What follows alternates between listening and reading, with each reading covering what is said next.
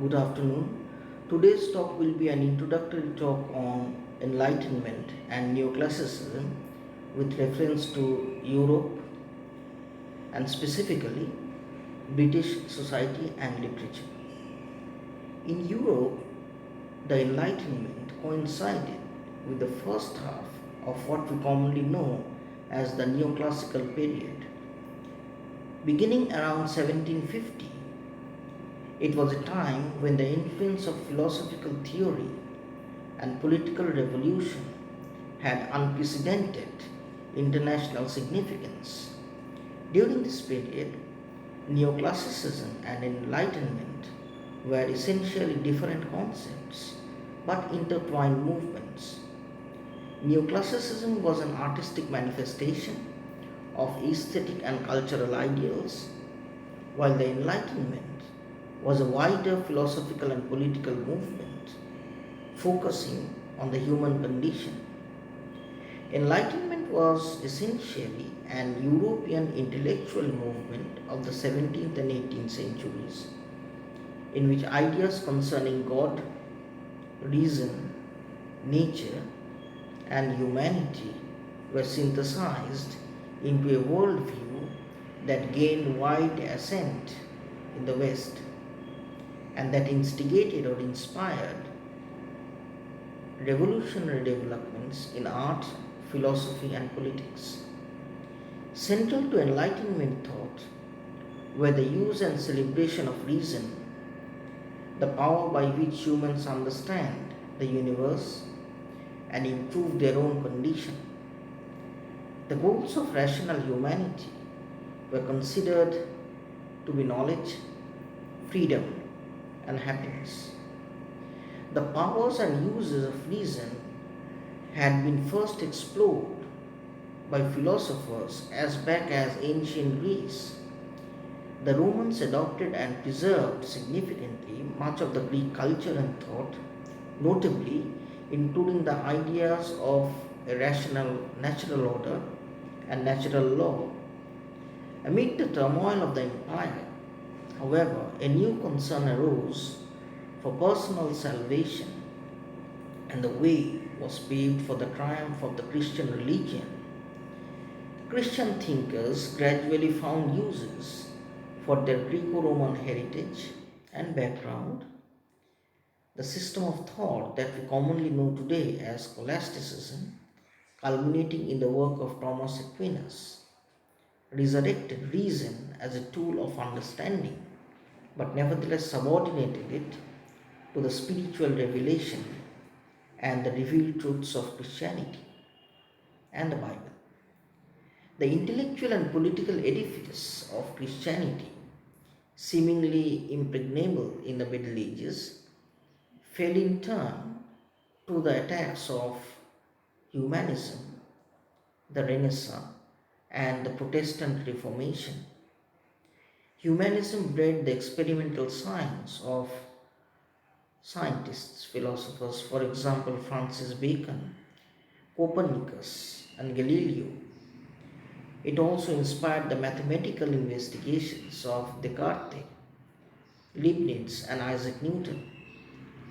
The Renaissance discovered much of classical culture and revived the notion of humans as essentially and primarily creative beings, and the Reformation more directly, but in the long run, no less effectively, challenged the monolithic authority of the Roman Catholic Church. For Martin Luther, vis-a-vis the Roman Catholic Church, or Bacon or Descartes, the way to truth lay in the application of human reason and human reason alone. Received authority, be it the authority of Ptolemy with regard to astronomical understanding of the universe, or in church matters of the spirit, were subject to probings of the rational mind and only then accepted. The successful application of reason to any question depended on its correct application, on the development of a methodology which is rational, a methodology of reasoning that would serve as its own guarantee its validity.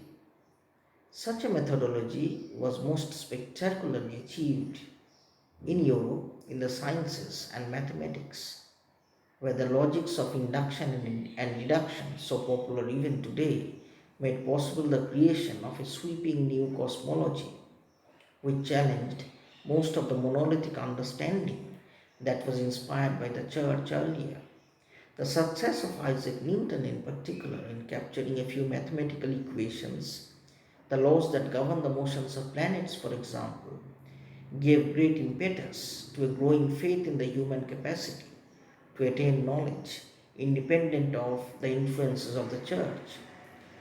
At the same time, the idea of the universe as a mechanism governed by a few simple and discoverable laws had a subversive effect on the concepts of a personal God or a Christianity inspired God or even of individual salvation, as they were all precepts which were central to Christianity.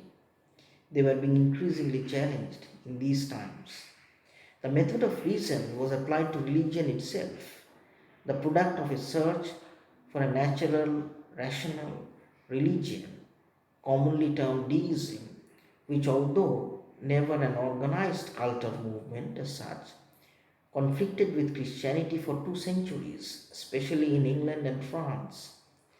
For the deist, a very few religious truths sufficed, and they were truths felt to be manifest to all rational beings, namely the existence of one God, often conceived of as architect or mechanician, as it were, the existence of a system of rewards and punishments administered by that God, and the obligation of humans to virtue and piety.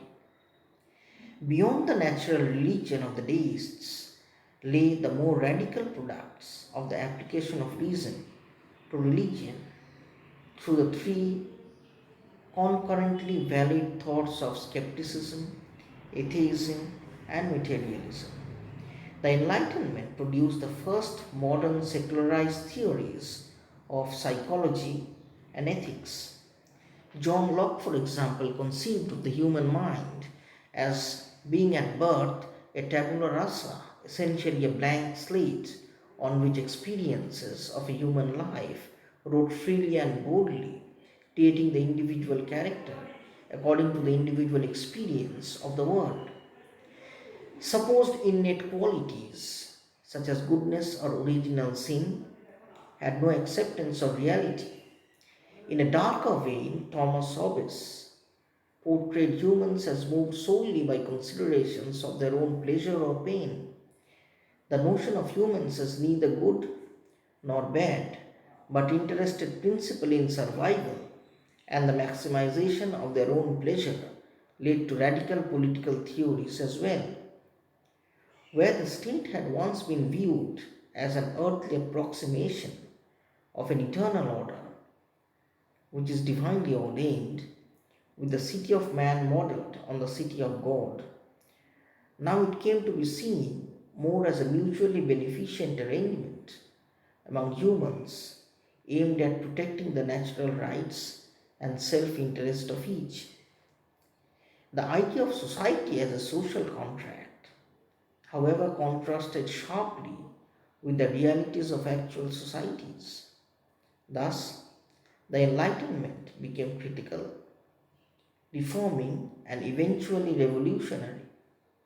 Locke and Jeremy Bentham in England, Montesquieu, Voltaire, Rousseau, Denis Diderot, and Condorcet in France, and Thomas Paine and Thomas Jefferson in colonial America all contributed effectively into the evolution of a critique of the arbitrary authoritarian state and to sketching the outline of a higher form of social organization based on natural rights and functioning as a political democracy.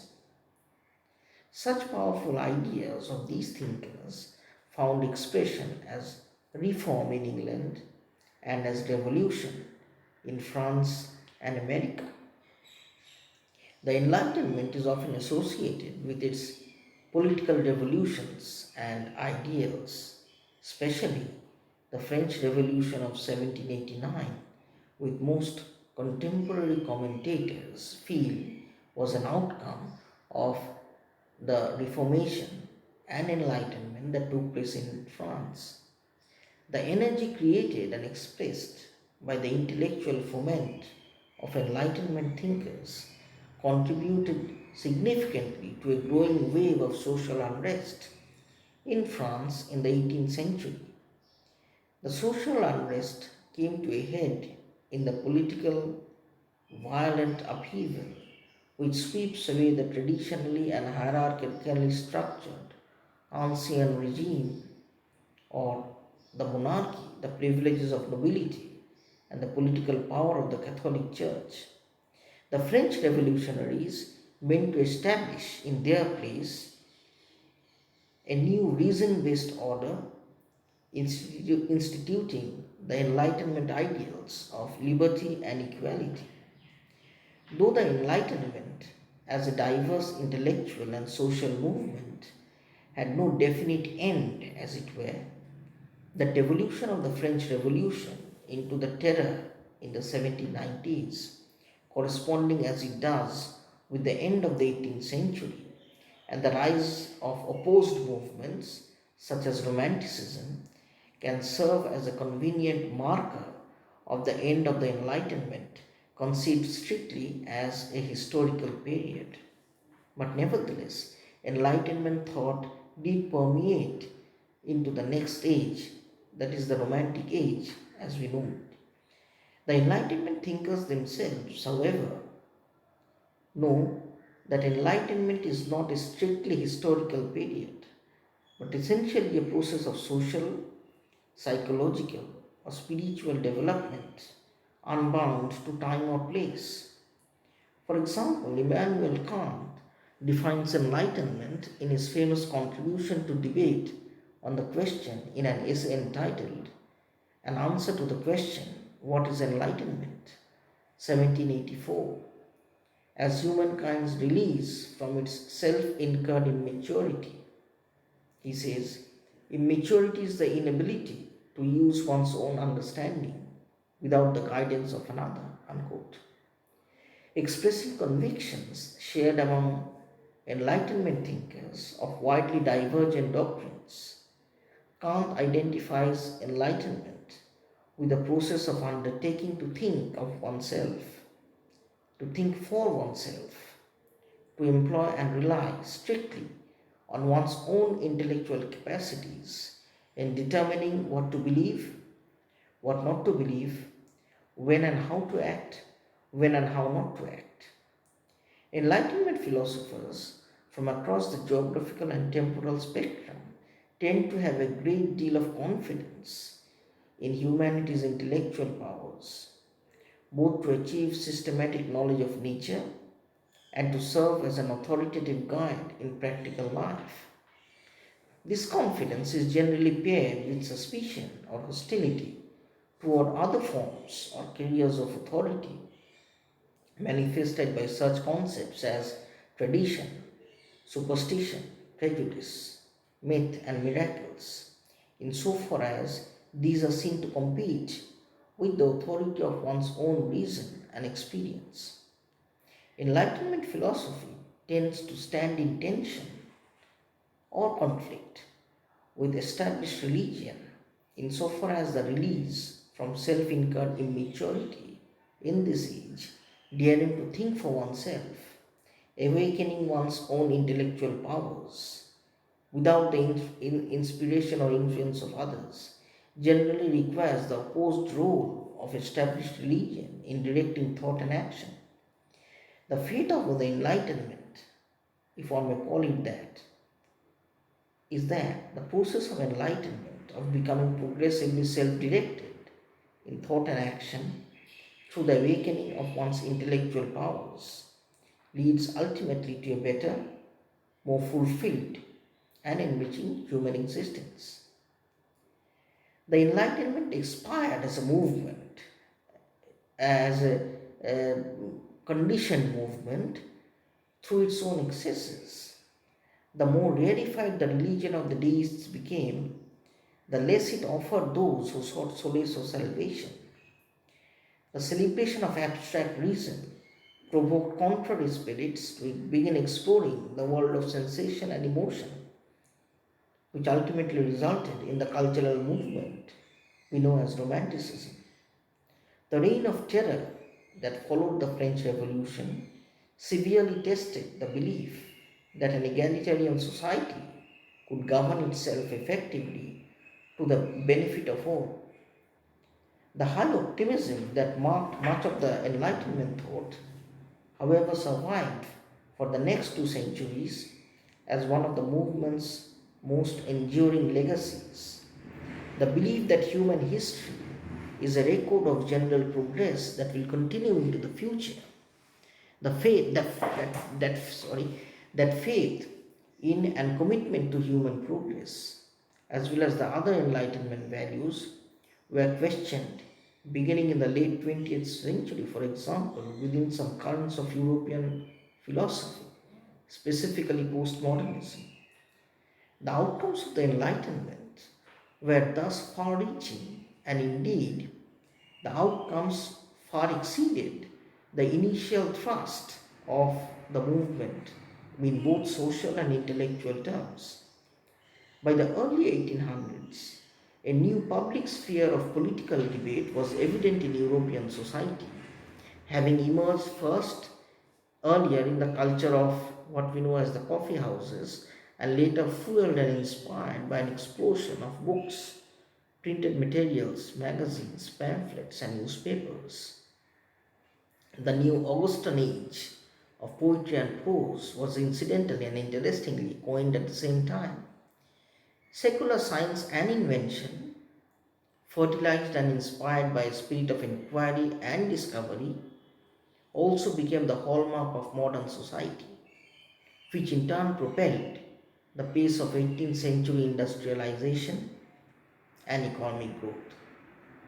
There was another offshoot of Enlightenment, and that was individualism. Individualism for the Enlightenment supporters or theorists essentially implied personal freedoms, which were celebrated by Locke, Hume, Adam Smith, Voltaire, and Kant, among others, and it became a part of the web of the modern society as well, that trickled down into 19th century notions of independence, both individually and in a political sense, self-help, and liberalism.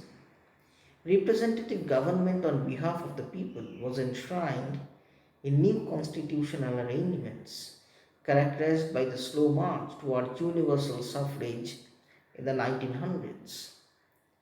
With regard to its relation with the English literature of the period, the following can be said to be the chief points or outcome, as it were, of the Enlightenment. The first point or outcome, which is immediately apparent to any student of English literature, is that the number of women writers grew as they became increasingly important in publishing domestic novels, Gothic fiction, literary translations, and essays on the rights of women to education. The other outcome is that satire emerged as an important genre through the writers such as Swift, Pope, Johnson, and Voltaire, and they could comment upon the discrepancies revealed in social law and actual societal practice. The third outcome was that marriage emerged as a frequent literary subject, particularly in France, where Molière, Racine, and Lafayette examined the social implications of domestic situations. The next immediate outcome is a growing emphasis on decorum and stability, and to that extent, 18th century writers typically relied on established literary conventions in every genre, avoiding realism and imagination in favor of elevated diction and stylized formats made standard by tradition. The other outcome is that writers were more increasingly concerned with permanence and continuity with the past. And to that extent, they often turn back to the classical Greek and Roman models as standards of excellence, especially in poetry. Alexander Pope, for instance, imitates the characteristics of the Homeric epic to satirize aristocratic life in The Rape of the Lock, and Jean Racine adapts the formalities of classical tragedy in his Phaedra. A number of writers whom we call as the moderns, or whom even they called as moderns in their times, broke with tradition to challenge the more conservative ideas of the period. Rousseau, for example, believed that social institutions corrupt rather than edify, and celebrated the importance of the individual over that of the society, the primal quality in man that characterizes the trending faith in the Romantic movement. So, these are some of the points that we need to keep in mind with regard to what Enlightenment was, and how did Enlightenment, as some form of a movement, influence both British and European literature, society, and thought. Thank you.